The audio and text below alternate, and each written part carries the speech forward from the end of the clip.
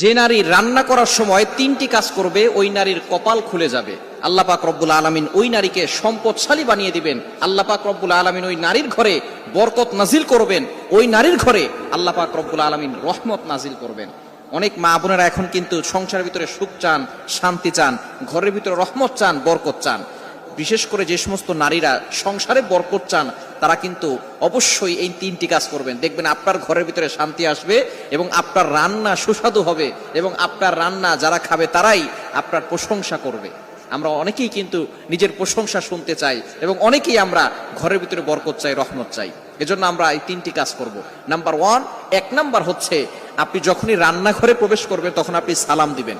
মনে রাখবেন রান্নাঘরে কিন্তু চুলা আছে। এই চুলা, গ্যাসের চুলা বলেন আর যে চুলাই বলেন, এই চুলা থাকার কারণে যখন আপনি রাতের বেলা সেখানে থাকেন না, এখানে কিন্তু জিন জাতি থাকার সম্ভাবনা আছে। এই জন্য যখনই আপনি রান্নাঘরে ঢুকবেন তখনই সর্বপ্রথম এক নাম্বার কাজ করবেন, সালাম দিবেন, আসসালামু আলাইকুম ওয়া রাহমাতুল্লাহ। কেউ থাকুক আর না থাকুক, ঘরে যখনই প্রবেশ করবেন, যদি ঘরে কেউ নাও থাকে তারপরে সালাম দিবেন, কারণ ঘরের ভিতরে অনেক সময় শয়তান থাকে। আপনার সালাম দেওয়ার কারণে সেই শয়তান সেখান থেকে বের হয়ে যাবে। শয়তান আপনার ঘরের ভিতরে আর বসবাস করতে পারবে না, সেখান থেকে শয়তান বের হয়ে যাবে।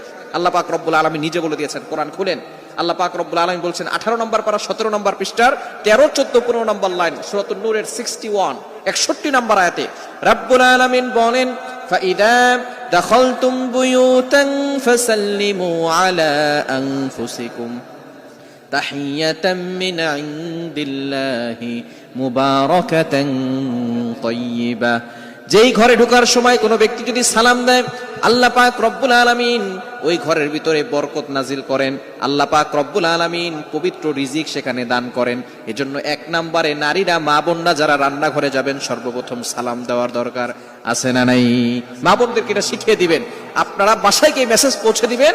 মা বোনরা যারা আছে এক নম্বরে তারা রান্নাঘরে ঢোকার সময় সালাম দিবে। নাম্বার 2, দ্বিতীয় নাম্বার হচ্ছে প্রতিটি কাজের শুরুতে বিসমিল্লাহ পড়বে। বিসমিল্লাহ পড়লে ওই কাজের ভিতরে আল্লাহ পাক রব্বুল আলামিন নিজে বরকত দিয়ে দেন। বিসমিল্লাহ পড়লে কোনো রান্না করলে ওই রান্নার ভিতরে আল্লাহ তাআলা স্বাদ বাড়িয়ে দেন, ওই রান্নার ভিতরে আল্লাহ তাআলা রহমত দেন, ওই রান্নার ভিতরে আল্লাহ তাআলা বরকত দান করেন। কিন্তু বর্তমান আমাদের সমাজের ম্যাক্সিমাম নারীরা রান্না করার সময় ডিজে গান শুনে, রান্না করার সময় হিন্দি গান শুনে, ইংলিশ গান শুনে, তারা ড্যান্স করে আর রান্না বান্না করে, যার কারণে ঘরের ভিতরে কোনো বরকত থাকে না। খবরদার, গান শুনবেন আর রান্না বান্না করবেন আর চিন্তা করবেন ঘরের ভিতরে বরকত নাই কেন। আপনি যদি বরকত পেতে চান, প্রত্যেকটা কাজের শুরুতে আপনি বিসমিল্লাহ পড়বেন। আপনি চাউল নিচ্ছেন, পড়েন বিসমিল্লাহির রহমানির রহিম। চাউল ধৌত করতেছেন, বলেন বিসমিল্লাহির রহমানির রহিম। মাছ কাটতেছেন, বলেন বিসমিল্লাহির রহমানির রহিম। আপনি গোশত ধৌত করতেছেন, বলেন বিসমিল্লাহির রহমানির রহিম। আপনি যেই কাজ